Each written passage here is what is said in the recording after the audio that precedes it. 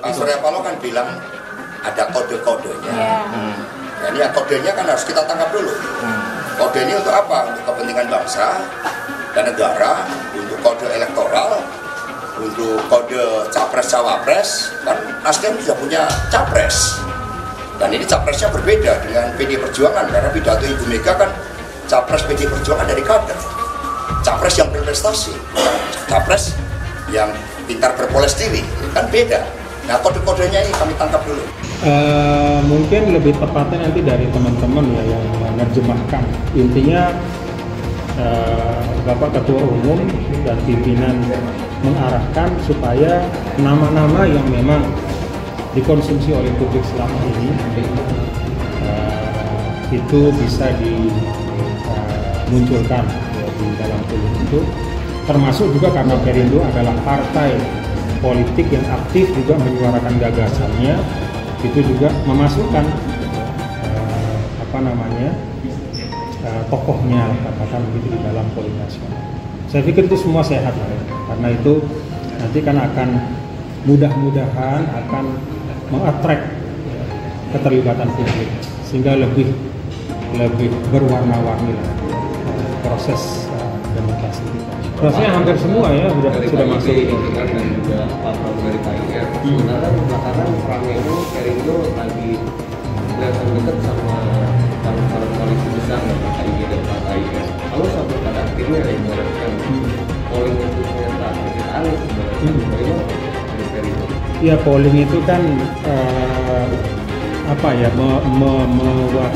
harus merangkum minimal dua sisi, subjektif dan objektif. Ya subjektifnya Perindo tadi saya sampaikan, kita ingin ada continuity, kita ingin jangan sampai mengeksploitasi sentimen primordial. Itu subjektifnya dari Perindo. Tapi kita juga melihat objektifnya bahwa kontestasi itu ada si A, si B, si C. Dan karena menghargai objektivitas itu, maka kita munculkan. Jadi saya pikir ini penting juga untuk pembelajaran bahwa ya partai politik tidak boleh berdiri di subjektivitasnya sendiri, tapi dia juga harus bisa melihat keadaan publik. Ya, tugas kami kan menyodorkan kepada publik. Ini yuk kita beramai-ramai untuk bisa memilih. Nah, oleh karena itu, mengapa ini kemudian terjadi? Saya menangkap ada semacam kecenderungan, perasaan di kalangan partai-partai pemerintah yang konon kabarnya muncul perasaan bahwa ada kekuatan yang mendominasi lebih besar di dalam konteks pembagian kekuasaan selama ini. Nah, itulah kemudian diwujudkan oleh ide gagasan untuk kemudian membuat satu kekuatan tersendiri, menarik 5 kekuatan partai yang akumulasinya 49,3%, hampir mencapai angka psikologis mayoritas 50%, hampir. Nah, oleh karena itu, ketika kemudian PDIP tidak berada di sana, wacana itu tetap dilakukan, mencoba berkomunikasi dan lain sebagainya. Tetapi kalau misal kita mencermati per hari ini, rasanya tidak mudah.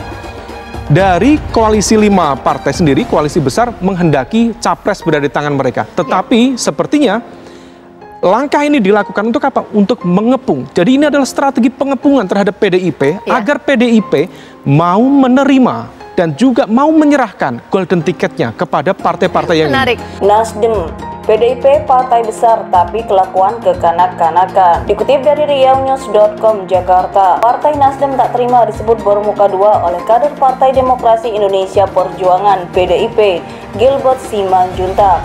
Nasdem pun melawan balik serangan tersebut. Ketua DPP Partai Nasdem Willy Aditya menyebut, PDIP merupakan partai besar yang kelakuannya justru seperti anak-anak. Kalau PDIP partai boleh besar tapi kelakuan kekanak-kanakan, kata Willy kepada wartawan di Nasdem Tower Jakarta Pusat Jumat 2 Juni 2023. Sebelumnya, Kepala Badiklada PDIP DKI Jakarta Gilbert Simanjuntak menyebut Nasdem tidak konsisten dan bermuka dua. Sebab Nasdem mengaku berkomitmen mendukung dan mengawal pemerintahan Jokowi sampai tuntas. Tapi diam saja ketika Anies Baswedan mengkritik panjang jalan yang dibangun selama rezim Jokowi. Sikap inkonsisten dan dua muka Nasdem ini padahal berada dalam kabinet sangatlah tidak etis. Sebaiknya Nasdem menunjukkan sikap politik yang jelas. Lebih baik keluar dari kabinet atau menegur Anies sebagai bukti masih mendukung atau mengawal pemerintahan saat ini, kata Gilbert dikutip dari keterangan tertulisnya. Permintaan keluar dari partai pendukung pemerintahan Jokowi sekaligus mundur dari kabinet tersebut dinilai Willy sikap kekanak-kanakan. PDIP menurut dia melupakan begitu saja jasa besar Nasdem selama ini untuk Jokowi. Ia pun tak terima Nasdem disebut bermuka dua.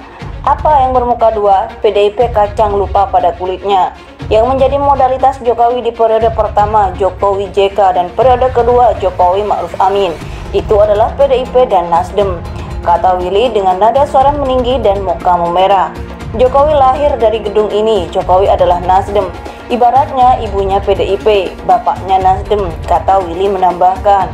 Dia menjelaskan, Nasdem dan PDIP merupakan partai yang berjasa besar memenangkan Jokowi dan mendukung pemerintah Jokowi sejak tahun 2014. Dia mengibaratkan Nasdem sebagai ayah dan PDIP sebagai ibu yang bersama-sama melahirkan anak bernama Jokowi. Tentu, kata dia, Nasdem tidak bisa begitu saja meninggalkan anak yang sudah dilahirkan dan dibesarkan itu. Nasdem berkomitmen mengawal pemerintahan Jokowi sampai tuntas. Dia lantas mengatakan bahwa Nasdem mengusung Anies Baswedan sebagai capres dalam rangka melaksanakan tugas konstitusional partai politik. Selain itu, Jokowi tidak bisa lagi menjadi capres. Menurut Willy, pernyataan pimpinan PDIP DKI Jakarta itu merupakan provokasi recehan. Padahal, Nasdem selama ini tidak pernah melakukan provokasi ketika PDIP menolak rancangan undang-undang yang diusulkan pemerintahan Jokowi.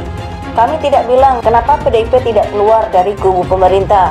Kami tidak kekanak-kanakan seperti itu, kata Wakil Ketua Badan Legislasi DPR RI itu. Willy menegaskan PDIP tidak bisa memaksa Nasdem keluar dari kabinet pemerintahan Jokowi. Hanya Jokowi sendirilah yang bisa menendang Nasdem keluar. Kalau Presiden mengatakan jauh keluar dari koalisi pemerintahan, maka Nasdem akan taat dan patuh. Bahkan PDIP bertepuk ini tidak bisa sebelah tangan, kata Willy. Kalau Presiden mengatakan jauh keluar dari koalisi pemerintahan, maka Nasdem akan taat dan patuh, bukan PDIP. Nasdem sebelumnya juga terang-terangan menyerang Presiden Jokowi.